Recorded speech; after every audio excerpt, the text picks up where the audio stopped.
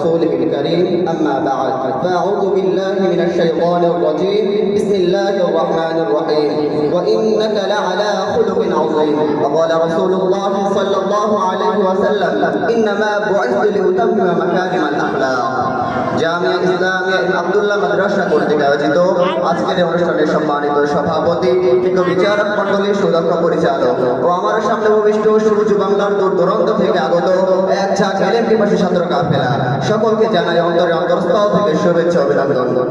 আজকের আলোচ্য বিষয় সর্বোত্তম চরিত্রের অধিকারী ছিলেন মহানবী সাল্লাল্লাহু আলাইহি ওয়াসাল্লাম।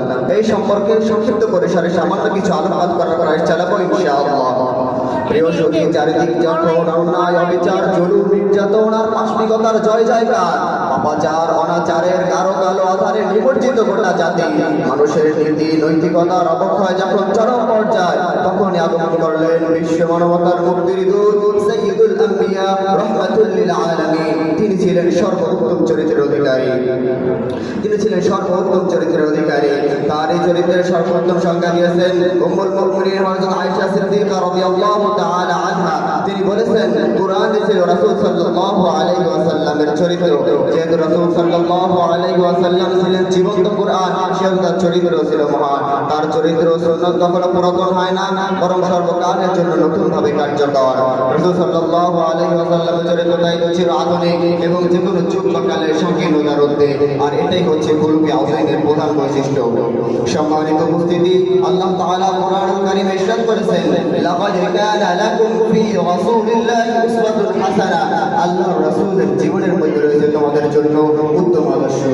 সম্মানিত উপস্থিতি, রাসূল সাল্লাল্লাহু আলাইহি ওয়াসাল্লামকে বিশ্ববাসীর জন্য সুন্দরতম নমুনা হিসেবে আল্লাহ তাআলা প্রেরণ করেছেন।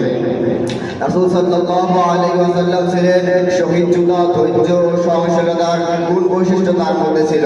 পাপের সাথে সম্পৃক্ত সকল প্রকার কাজ থেকে তিনি দূরে থাকতেন। তিনি ক্রোধ ও অন্যের ব্যবস্থা থেকে দূরে থাকতেন। তিনি তার দয়া দানশীলতার পরিমাপ করা ছিল অসম্ভব। তিনি দয়া ও দানশীলতার বাতাসের চেয়ে অগ্রগামী ছিলেন। বীরত্ব ও বাহাদুরের ক্ষেত্রে তার স্থান ছিল সবার উপরে। তিনি ছিলেন সবার চেয়ে শ্রেষ্ঠ বীর। তিনি ছিলেন সর্বাধিক লাজুক প্রকৃতি, সবচেয়ে বেশি ন্যায়পরায়ণ, পাক পবিত্র, শব্দবাহিতা এবং বিশিষ্ট আমানতদার। তিনি ছিলেন অতি বিনয় ও নিরহংকার।